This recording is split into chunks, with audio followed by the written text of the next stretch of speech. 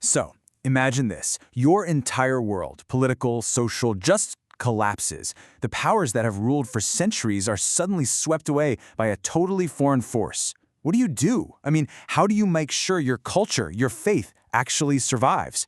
That was the huge question facing India's Muslims back in the 19th century, and we're about to explore the three incredible and incredibly different answers they came up with.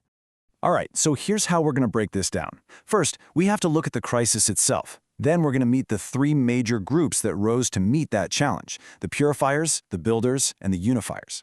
And finally, we'll see how these competing strategies were all, in the end, aiming for the very same goal. Okay, so to really get a handle on the answers, we first have to grasp the sheer scale of the problem.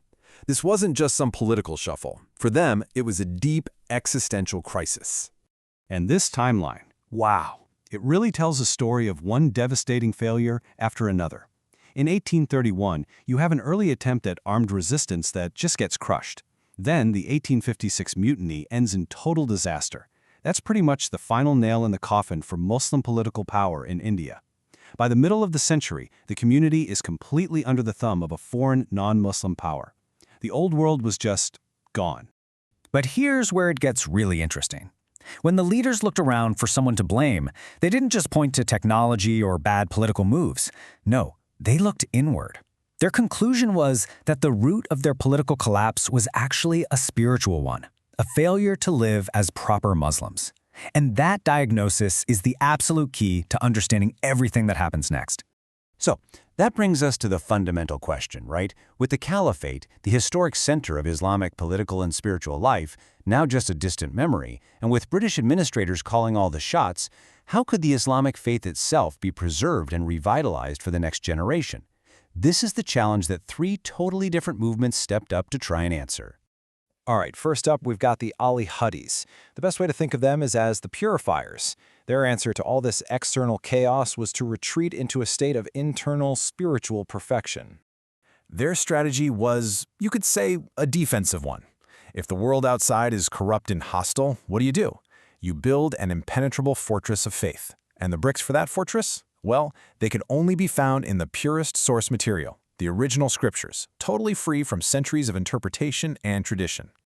So who were these purifiers? Well, they were the smallest and most socially elite of the three groups, mostly made up of people descended from nobility. And that may explain their really intellectual, really puritanical approach. They rejected all of the historical schools of Islamic law and philosophy. Their thinking was, hey, if those traditions were so great, why did they fail to stop this crisis? And this is really crucial. They totally rechanneled the whole idea of jihad away from the sword and toward the pen, a war of ideas to ensure absolute doctrinal purity. Okay, let's pivot to our second group, the Deobandis. If the Ahl-i Hadith were building a fortress, the Deobandis, well, they were building a factory designed to produce and distribute Islamic knowledge for the modern world. Their big insight was this: faith couldn't just be purified, it had to be organized. They looked at the crisis and saw a problem of infrastructure and education. So what was their answer? It was to build a brand new, modern infrastructure for Islam itself. And you know what's wild? Their method was incredibly modern. First, they founded a school, a madrasa, at a place called Deoband. Then, they got really smart about using the printing press to get their ideas out to the masses. They organized public conferences. They even adopted Western organizational methods, like keeping detailed minutes of their meetings. And it's this fascinating twist, right? They're using the very tools of their colonizers to protect their tradition from those same colonizers. Now, don't get me wrong, doctrinally, they were pretty conservative, a lot like the Ahl-i Hadith. But their main goal was different. It wasn't just about individual purity, it was about strengthening the ulama, the whole class of Islamic scholars who could then guide the rest of the community. You could say they were the pragmatists of the bunch, accepting established legal schools and even some Sufi traditions to appeal to a much wider base. And that brings us to our third and by far our largest group, the Barelvis. They actually came about partly as a reaction to the other two.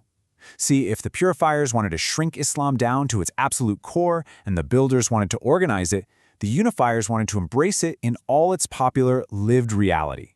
Their strategy was to build a big tent.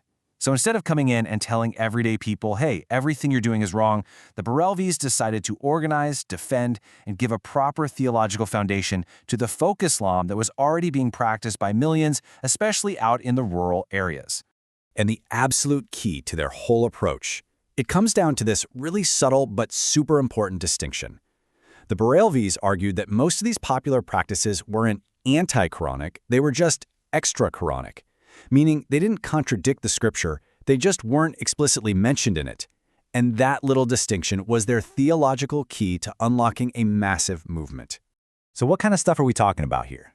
Well, things like the idea that holy men or peers could intervene on your behalf with God, or visiting the shrines of saints, or even the use of that devotional qawwali music.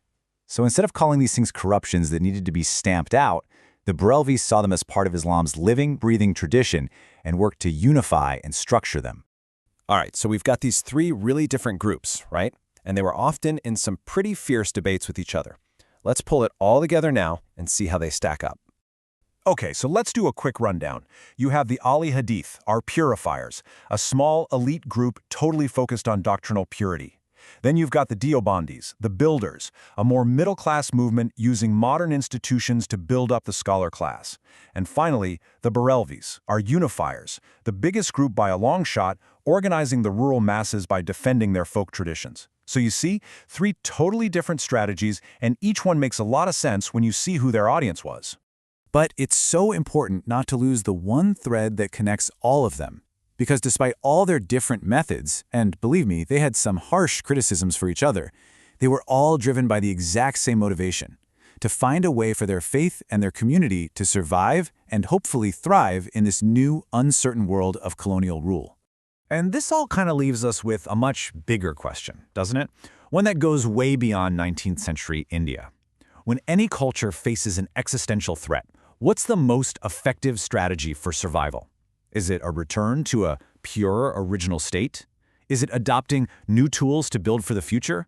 Or is it unifying the largest number of people around the traditions they already share? Purity, progress, or unity? It's a choice that cultures are still grappling with today.